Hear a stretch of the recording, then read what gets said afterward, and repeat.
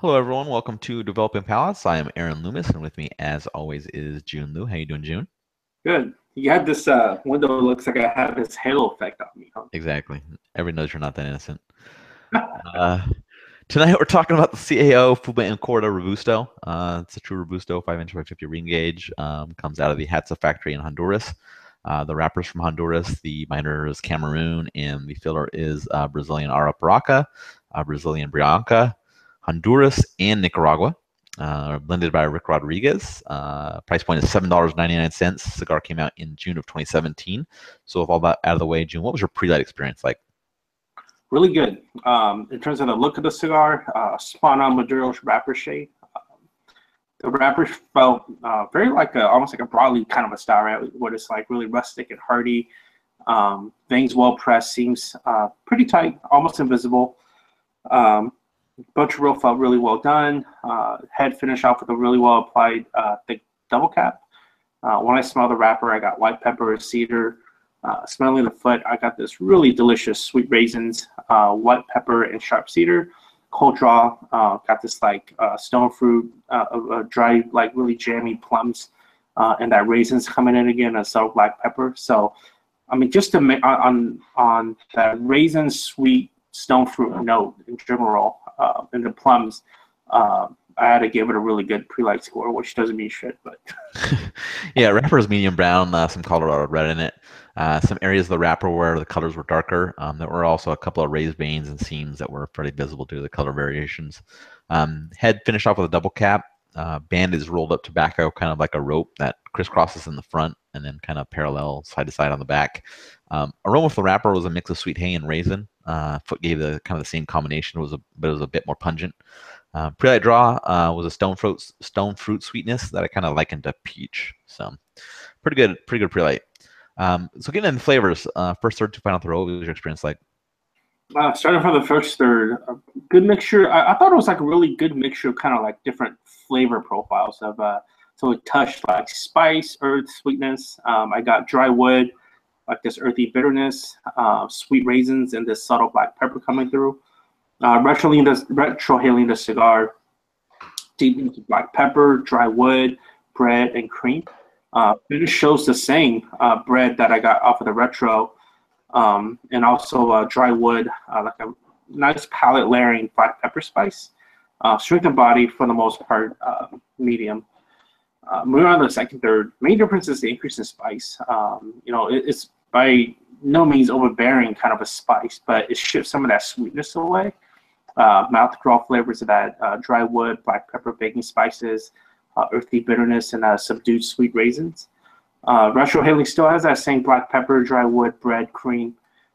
Finish still medium in length, giving me that dry wood, bread, balanced black pepper. Strength and body still at the medium mark. Moving on to the final third, it's for the most part a replica of that second third that I was tasting. Given that it's still a slightly more spice-centric than sweet.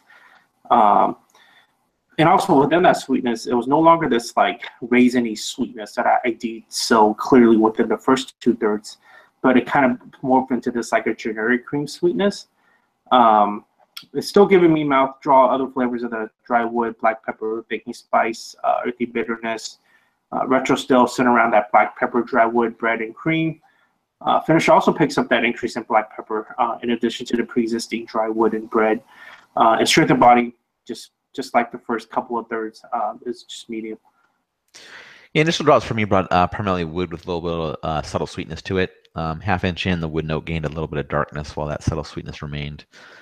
Inch in, some black pepper makes its way into the profile of slightly dark wood and subtle sweetness. And as the third was coming to a close, the profile was that slightly dark wood, a little bit of pepper and subtle sweetness, along with an underlying ashiness that was kind of in the background. And the strength was just slightly below medium. Getting into the second third, ashy note was becoming a bit more prevalent, and the dark wood and the pepper notes remained. Sweetness had disappeared at that point. Half an inch in, the ashiness decreased while the dark wood moved back up front with some pepper and the aforementioned ashiness in the background. Retro ale carried a standard wood note along with a little bit of the ashiness. And as the third came to a close, a little bit of wood bitterness joined the wood, pepper, and the ashiness. And strength in the second third was right at medium. Getting to the final third, wood and the bitterness are up front, with the pepper still in the background. At a half-inch in, that bitterness drops down and allows the wood and the pepper to be the primary and the secondary flavors. And that's pretty much how how the cigar finished out. Kind of maintained that same profile the rest of the way, and strengthened the final third just slightly above medium. So, getting a performance for burn and draw, what was your experience like? Really good. The burn, really good. Only downside was a minor touch-up that I had to do within the first third. Aside from that, sturdy white, like snow white ashes, averaging 1.5-inch increments, cool and slow burn the whole time. Within the draw, perfect. I thought it struck that perfect balance between having just enough airflow and resistance. So really good, well bunched and rolled cigar. Yeah, the burn was slightly wavy, but maintained itself pretty well the whole way through. Ashes held on in 1-inch increments. And in regards to the draw, just a little bit slightly tighter than I prefer, but not really any hindrance to the smoking experience. So just um, some small complaints, but nothing really big. So overall, what were your thoughts? First of all, I was excited to smoke the cigar because I really enjoy the original Amazon Basin. Mm-hmm. So coming into this, I thought, and I think people that's going to pick this up are going to think, well, is it going to be as good as Amazon Basin for me to drop my coin on it, right? Drop some coin on it. I thought it was good. I thought the answer to that is yes. Is it an Amazon Basin? No, it's not. It's not meant to be. Based upon kind of what true to kind of Rick Rodriguez's words, this is supposed to deliver that same sweetness, but it's supposed to, bring it all together with some spice. And I felt like that was exactly what the cigar did. I think it's great. I mean, it's funny because checking out like Facebook groups and whatnot, like people are actually like cigar geeks. They're going out and buying boxes of this. So I totally recommend people buying this. If you like the original Amazon Basin, but you wanted more of a well-rounded spice and earthiness to profile, then you should definitely pick this up.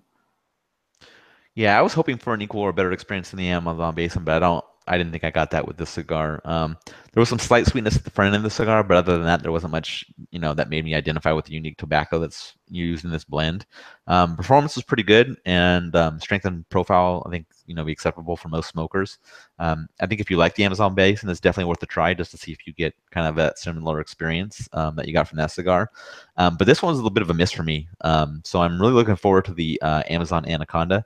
To kind of see how the trilogy wraps up with these cigars using that Brignaca tobacco. So getting into the scores, I gave it a 5.50. You gave it a 7.07. How do you think that matches up with your experience? It matches up pretty well. I thought the flavor profile was overall good. I thought the construction was even better. As a matter of fact, it was almost perfect. This is what I want General to produce for the cigar enthusiasts in me and most cigar guys, right? Like, if I think it satisfies the taste of guys that just want to pick up a known brand, right? That General has, and it also satisfies cigar geeks. But anyways, with this score, yes, it's my expectation. Yeah, mine matches up well. I mean, I gave it an average score across all the flavor components and overall, so it's exactly what it's supposed to be. Slightly bumped up because of very good construction, but otherwise, to me, it was an average cigar. So the scoring, works out perfect. Any other final thoughts from you on the cigar? I want to smoke the Anaconda too. I think that's supposed to be more spice centric than. Well, I think it's supposed to be a melding of the two cigars kind of together. Oh, is that what it is? Okay. Yeah. So we'll see. Maybe usually when you get to the third edition of anything, whether it be The Godfather or something else, it's always a huge letdown. So we'll have to see if they can, redeem themselves in the third iteration. I mean, the first one was great. You thought the second one was good. It was a miss for me. So we'll see how number 3 goes. But I'm looking forward to it for sure. Yeah, and by the way, that name, I can't get Sir Mix-a-Lot out of my freaking head. It's just. Yes, exactly. Well, you can do a karaoke rendition when we do the recap on that one. So everybody will be on the lookout for that. So let's do it. Facebook Live this. Exactly. If you're just catching this video on YouTube, be sure to subscribe to us, but also check out the full written review on the website developingpalates.com. Follow us on all social media channels: Facebook, Instagram, Twitter, and Google+. You can catch all of our review recaps on podcast as well, so iTunes, Google Play, and Podbean. Thank you for tuning in, and we will catch you on the next one.